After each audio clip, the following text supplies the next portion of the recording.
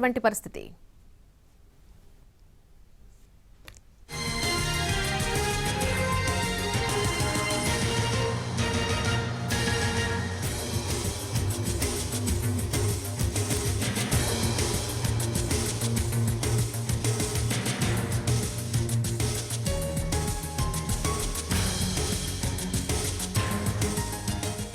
కేవలం బస్టాండ్లు రైల్వే స్టేషన్లు మాత్రమే కాదు, ఎయిర్పోర్ట్లో కూడా సంక్రాంతి రద్దీ కనిపిస్తోంది. రాజమండ్రి ఎయిర్పోర్ట్లో సంక్రాంతి రద్దీ పెరిగిపోయింది. దేశ విదేశాల్లో ఉన్నటువంటి గోదావరి జిల్లా వాసులు ఒక్కసారిగా క్యూ కడుతున్నారు. దీంతో రద్దీ నెలకొంది.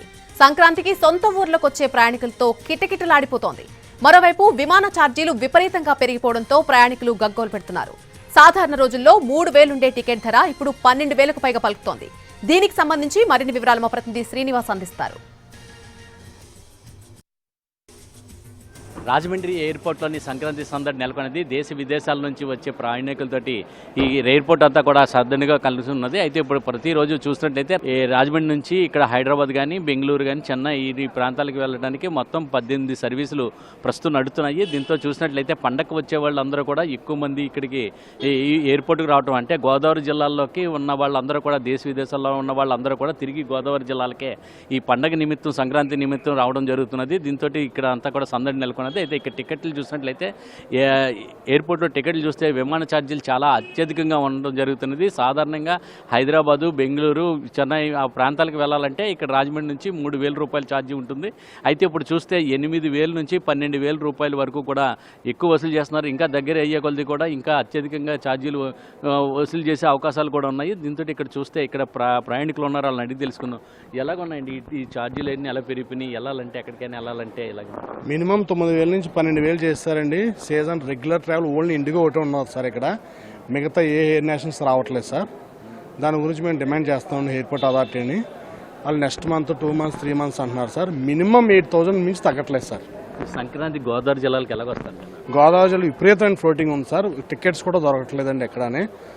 చాలా ఇబ్బంది పడతారు ప్రయాణికులు సార్. రైళ్లు బస్సులు కూడా ఇదే పరిస్థితి అండి. ఫ్లైట్ ప్రయాణం ఎప్పుడు ఇలా లేదు సార్. ఓన్లీ ఇండిగో అయిపోవడం వల్ల ఇది వచ్చింది సార్. మనకి మన సర్వీసులు పెంచితే బాగుంటుందని చాలా మంది రిక్వెస్ట్ చేశాం సార్. ఎలాగున్నామ్మా ఎయిర్పోర్టుకి వచ్చే ప్రయాణికులందరూ కూడా ఎక్కువ అవుతున్నారు.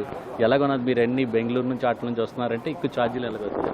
అవును సార్, జనరల్గా వచ్చేసి ఫ్లైట్లో వెళ్ళినప్పుడు మాకు 6,000, 7,000 అలా పడేది. కానీ ఇప్పుడు మాత్రం వచ్చేసి 12,000, 15 వరకు అవుతుందన్నమాట. కానీ ఫెస్టివల్కి కంపల్సరీ రావాలి కదా ఇంటికి, అందుకని చెప్పేసి మళ్ళీ ఇలానే చేసుకున్నాము. ట్రైన్ బుకింగ్స్ అయితే 1.5 ముందు మంత్ నుంచి అయిపోయినాయి. ఫ్లైట్ టికెట్స్ ఒకటే మాకు అవైలబుల్ ఉన్నాయి. అందుకని చెప్పేసి ఫెస్టివల్కి ఎలా అన్నా రావాలని ఇంకా ఫ్లైట్ బుకింగ్స్ చేసుకున్నాము. సంక్రాంతి ఫెస్టివల్ నార్మల్గా ఇంట్లో చేసుకుంటాం కదా, మొత్తం రిలేటివ్స్ అందరూ వస్తారు. పిండి వంటలు, అమ్మమ్మ, తాతయ్య వాళ్ళందరితో కలిసి కలుపుతాం. అందుకనే డెఫినెట్గా రావాలని చెప్పేసి ఇప్పుడు ఎంత ఛార్జెస్ ఉన్నా ఏమైనా సరే వస్తున్నాం అన్నమాట. ప్రతిరోజు కూడా 4,000 మంది వరకు కూడా ప్రయాణికులు వివిధ ప్రాంతాల నుంచి ఇక్కడ చేరుకోవడం జరుగుతున్నది. అయితే అలాగే ఇక్కడికున్న 18 సర్వీసులు కూడా పూర్తిగా నిండిపోతున్నాయి. ఒక్కొక్క సర్వీస్ చూసినట్లయితే 72 మంది వరకు కూడా ప్రయాణికులు ఉండడం జరుగుతున్నది. మొత్తం ఈ సంబంధించి ఈ 9 ఫ్లైట్లకు సంబంధించి రాకపోకలు నిర్వహించినట్లయితే మొత్తం 18 సర్వీసుల్లోని కూడా ఇదే ఉండటంతో మొత్తం ప్రస్తుతం ఎయిర్పోర్ట్లో చూసినట్లయితే చాలా రద్దీగా నెలకొని ప్రయాణికులతోటి సందడి నెలకొన్నదని చెప్పవచ్చు. కెమెరామ్యాన్ వాసుతో శ్రీనివాస్, NTV, రాజమండ్రి.